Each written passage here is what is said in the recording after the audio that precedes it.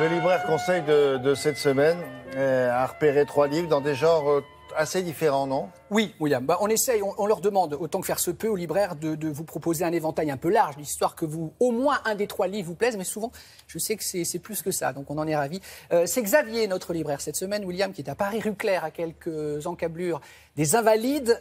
Alors, on a ce matin 2 écrivaines français et un américain. On va commencer par Laurent Sexic, le français Laurent Sexic. Vous aviez peut-être lu il y a quelques années Les derniers jours de Stefan Zweig. C'était un succès pratiquement mondial et traduit vraiment dans de nombreuses langues. Et c'est formidable. Alors, le nouveau Sexic s'intitule Romain Gary s'en bat en guerre chez Flammarion. Il aime bien, lui, Sexic, prendre... Donc là, on va dire que c'est une biographie romancée de Romain Gary. Et il aime bien, cet auteur, prendre en fait un petit bout de la vie d'un homme célèbre, en l'occurrence Romain Gary, et pour étayer une thèse. Et là, en l'occurrence, on a souvent dit que Romain Gary était devenu ce grand écrivain grâce à sa mère, qu'il avait soutenue autant que faire se peut. Et bien, la théorie de Sexic, c'est de dire que l'absence du père, le fait que son père soit parti à l'âge de 11 ans, on va vous le dire, qu'il ait quitté le domicile conjugal, a façonné Romain Gary, l'écrivain. Parce que du coup, il a été en manque de reconnaissance, il a voulu de la reconnaissance, donc il s'est lancé dans cette carrière d'écrivain. Et surtout, il s'est dit, le monde est trop cruel, mon père s'en va avec une nouvelle femme, c'est horrible la réalité, je vais m'inventer une vie. Voici la théorie de Sexic, c'est formidable, chez Flammarion. Regardez, voici ce que vous en dit Xavier. Nous sommes dans le ghetto juif de Vilnius, en Lituanie, le 26 janvier 1925. Le jeune Roman Kachev voit son père partir du jour au lendemain pour une nouvelle vie, une nouvelle femme, un père qu'il aimait et qu'il admirait énormément. Son monde s'écroule d'un seul coup et pour fuir cette triste réalité, il s'invente un monde imaginaire.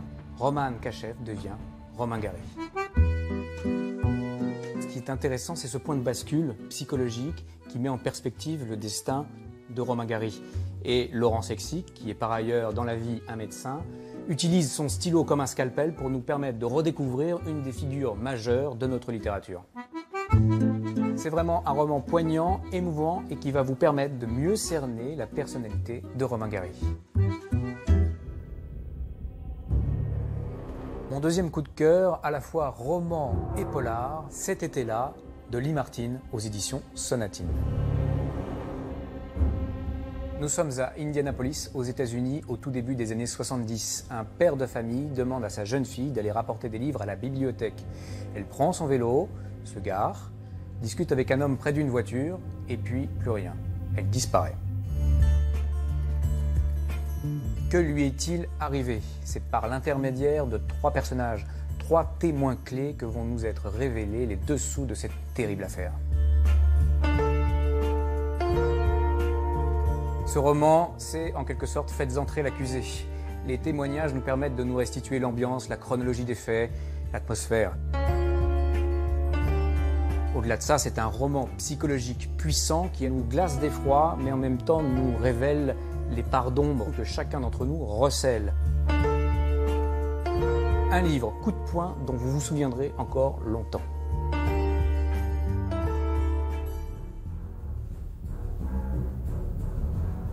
Et pour terminer, un roman historique captivant, Pour ce qu'il me plaît, de Laure Buisson aux éditions Grasset. L'histoire se déroule en Bretagne au XIVe siècle. La jeune Jeanne de Belleville épouse un baron breton, Olivier de Clisson. C'est un chef militaire incontesté et il travaille pour le roi de France. Quelques années plus tard, le roi de France l'accuse de trahison. Il l'enferme, le décapite et pose sa tête au-dessus d'une pique juste en face du château de Jeanne. Du jour au lendemain, elle abandonne robe et occupation quotidienne pour revêtir bottes et épée. Elle devient l'une des femmes pirates les plus sanglantes, les plus cruelles de l'histoire, la première. Son but, se venger du roi de France et faciliter la victoire de l'Angleterre. Au-delà d'une documentation historique foisonnante, l'intérêt majeur de ce livre, c'est le talent de l'auteur pour nous restituer ce destin incroyable. Et autant dire que quand une femme prend la direction du navire, c'est pas pour faire dans la dentelle. Laissez-vous embarquer par cette femme pirate au destin exceptionnel, dont la vie est un véritable roman. Bonne lecture à tous. Ça sent le scénario, ça, non? Oui, eh bien, elle a existé, cette femme pirate, William. Donc Ah là, ouais. évidemment, c'est une biographie romancée, mais peut-être moins romancée que dans le cas de Laurent Sexic. Là, vraiment, l'auteur Laure Buisson est vraiment proche du destin de cette femme, quoi. C'est-à-dire que comme elle en veut au roi de France, Philippe VI, d'avoir donc tué son mari. Ça, Philippe VI, on ne le connaît pas, lui. De Valois. Non, il est moins connu que les autres, celui-ci. Moyen-Âge, 1300 et quelques. En fait, on a dit que son mari était coupable de trahison, donc le roi lui a fait couper la tête, guillotiner. Et donc elle s'est dit, oh là là, il faut que je venge l'honneur et la mémoire de mon mari. Donc elle est devenue femme pirate, elle a embarqué le gamin sur les bateaux. Et donc elle a semé la terreur. Elle est partie, elle était au profit des Anglais. C'est-à-dire, elle a voulu défendre les Anglais. Ben oui. Elle a trahi, alors? Bah, elle a trahi, c'est-à-dire que le roi lui a tué son mari. Donc elle s'est dit, moi maintenant, je vais me mettre du côté de l'ennemi et je vais aider l'ennemi. Donc elle était avec ses gamins sur les bateaux, donc la Manche, l'Atlantique, elle faisait peur, elle a semé la terreur. Hein. Elle a fini sa vie en Angleterre parce qu'elle était plus tranquille oui, vaut là-bas. mieux là-bas, forcément. oui, oui, oui. Mais vraiment, si vous aimez Comment s'appelait-elle? c'est Jeanne de Belleville, Jeanne de qu'on surnommait Belleville. la lionne sanglante. Rien que ça fait peur. Hein. Ah ouais. Chez Grasset, c'est un Personnage super. intéressant, ça. Ça peut donner un film après. Elle Hein. a travaillé sur Archive, oui. Oui, bien sûr, elle a travaillé sur Archive. En fait, c'était le genre de Pirates des Caraïbes, sauf les Caraïbes, c'était au large de Brest ou au large Oui, de. c'est pas la même température. Non, puis c'est un peu plus proche. Voilà.